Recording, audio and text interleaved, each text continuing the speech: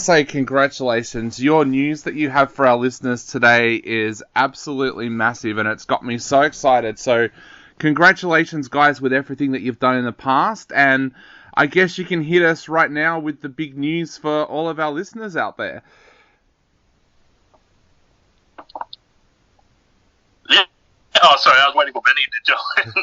And then, thank you, David.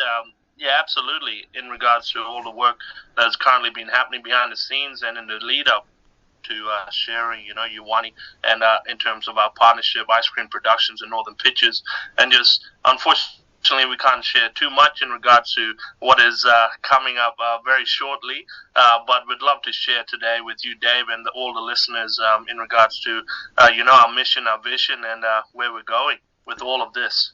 So, Benny, tell us a little bit about YOOWARNI. Where did this idea come about, and how long has this been in the making?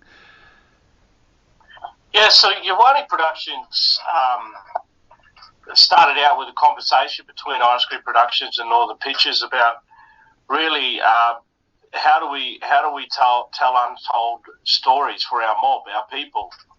And YOOWARNI came out of Scots language, Yindi language, meaning two becoming the one. And correct me if I'm wrong there, Scott. But I myself am a Barbara, Marwala Kurwali man in North Queensland, and so we used our language to sort of help design this kind of concept of YOOWARNI. But I guess for us, we Scotty and I are in our community all the time, hearing stories, untold stories, finding stories, and our partnership within YOOWARNI has just really helped us develop those stories and bring life to those stories, and that's what I'm really excited about. Definitely. Now, Scott, you mentioned before that you can't talk too much about some of the projects that you've got coming, but what can we expect from you guys that you can talk about? Yeah, well, absolutely. So one of the things I think that we're moving into, especially for film and television in Australia, in particularly in First Nations inspired content, is going into all different realms of genre and moving into sharing our stories, utilizing various genre that hasn't really been utilized before on, Australian film and television and even across the globe. And you saw it firsthand with Firebite, coming through with Warwick Thornton and Brendan Fletcher with inspired story around vampires and First Nations peoples. So we're moving into that space of sharing our stories, unlike it has been seen before on film and television, alongside that different genres. So we want to explore various different genres, from horror to, one day very romantic, let's think about it in terms of like the First Nations 10 Things I Hate About You kind of vibe, but then going into the spectrum of horror and thriller and those kind of things to kind of share our stories. And so we're wanting to move and kind of be unconventional in the way that we tell our stories, but also share it in the space of encouraging and bringing people on that journey with us. So we definitely do not want to be boxed in as a First Nations, production house.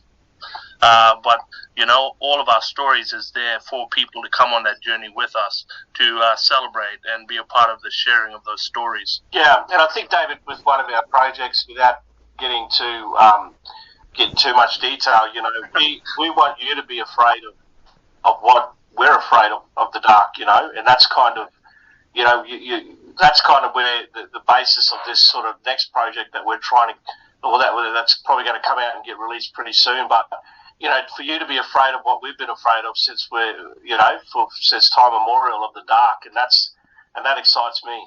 Definitely. Yeah. Benny, tell us a little bit about how important that is to you to bring stories to life like that and have it go worldwide. Like, this won't just be projects that we see here in Australia. These will be projects that we see go worldwide, like we've seen with Firebite.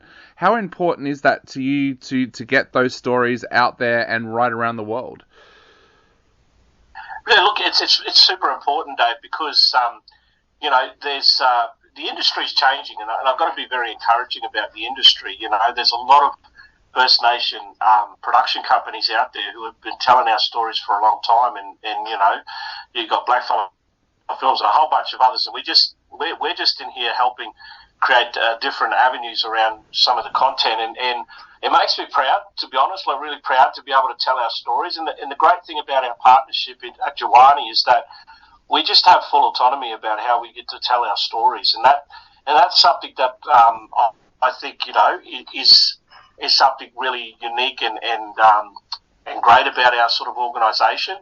But to see it go internationally and hopefully see that inspire other First Nation people of other countries. You've got Māori people, you've got First Nation Canada, you've got First Nation America. There's a whole bunch of really great Dark Winds, other kind of TV series out there that I'm seeing and I'm watching, and I'm loving the First Nation story across the world comes through the ranks. So it's really cool. And Benny, how important do you think it'll be for the new generation to learn things about themselves as well? Like in the last 12 months doing some family research, I discovered that my family come from the Romney Gypsies, which were a persecuted people across Europe, but they originated in India. So I'm learning about that now. How important do you think this project will be with the stories coming out that'll help a new generation learn things about themselves that perhaps they didn't know as well?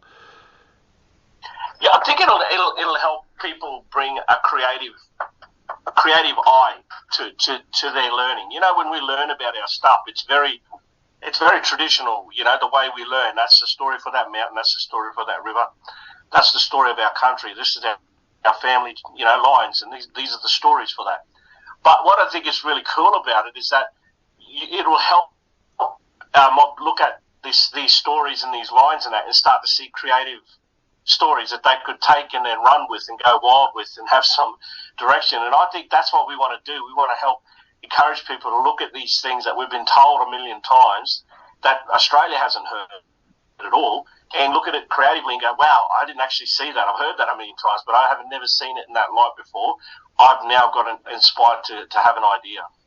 Definitely. And I think we've seen that with Firebright as well. Like, I know a lot of my friends who have always been kind of cringy about Australian productions, but they've been able to sit down and watch some of the current films and the current TV series that we've got out there as Australians, and they love it. They don't notice that difference anymore.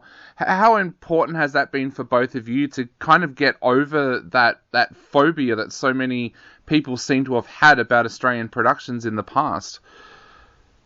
Look,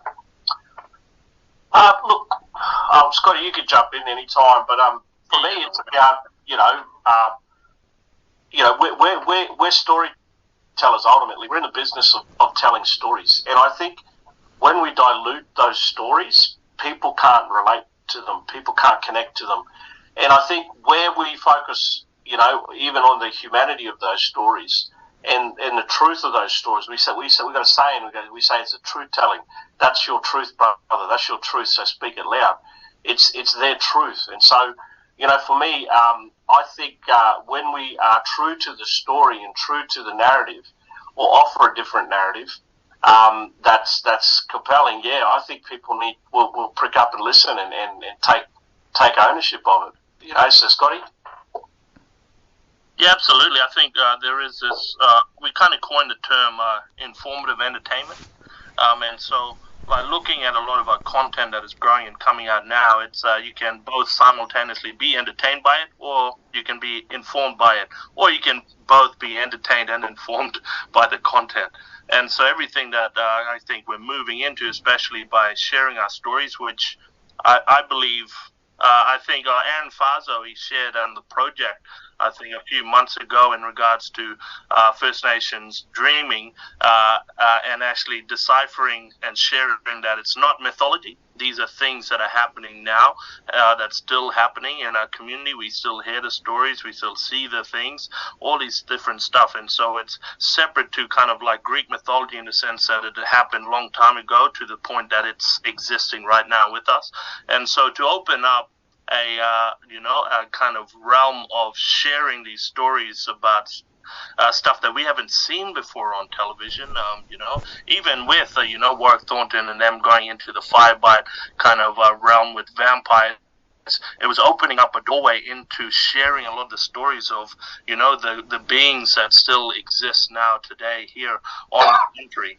And so it's, I think we're moving into that space of sharing, we had a lot of stories from frontier wars and those kind of stuff into now this realm of sharing all different kinds of genre of stories that we have that exist, that are real, that are true. And so we're very just grateful for the opportunity, and also to get this great team together to be able to make that a reality, so that a young non-Indigenous person out in West Sydney can be a part of this and start learning about these things through what they see in pop culture.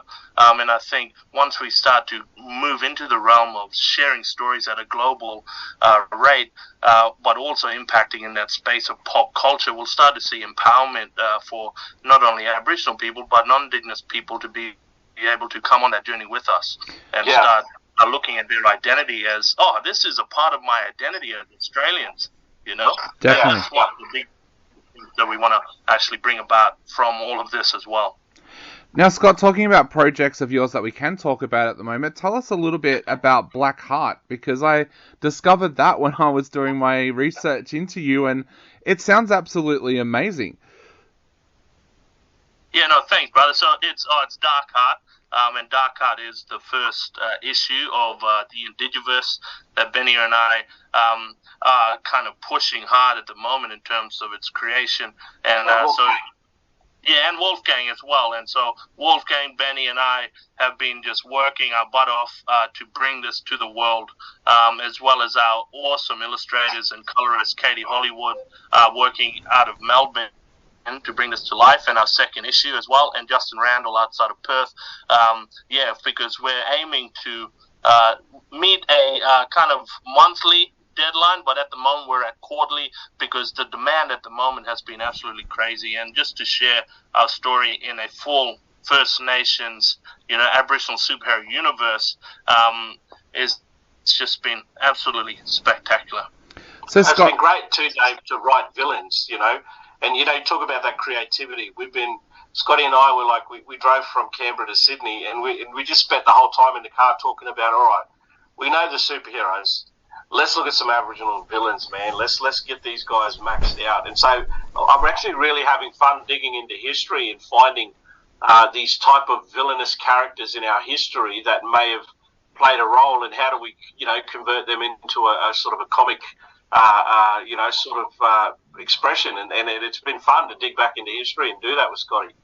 definitely. So Scott, where could people go to grab a copy of Dark Heart at the moment if they wanted to grab a copy of it? Yeah, so we're moving into, once we get up, issue 2 will be ready, and for everyone at Sydney Oz Comic Con. So if you're in Sydney on the 24th, 25th of September, which is only in a few weeks, you'll be able to pick up both issue 1 and issue 2, as well as be able to get signed by Katie Hollywood, who, if I have to say, no one has her signature on one of these books across Australia yet. And so that's a space that you can get it. You can also jump online to indigiverse.au, as well as so we also work alongside Fish Foundation for Indigenous Sustainable Health, and they have a social enterprise in Perth, Mount Lawley, at Local Anesthetic, where they're selling our books there. And so anywhere online through those platforms, as well as Fish, you can get copies of our books. Definitely, and hopefully a lot of our listeners will jump on board and grab some, because I just, looking at what I've seen online, it looks absolutely amazing. And I guess, Benny, to round out the interview, when can we expect to see some of the projects that YOOWARNI is working on right now? When can we expect to see them come out for the public to have a look at?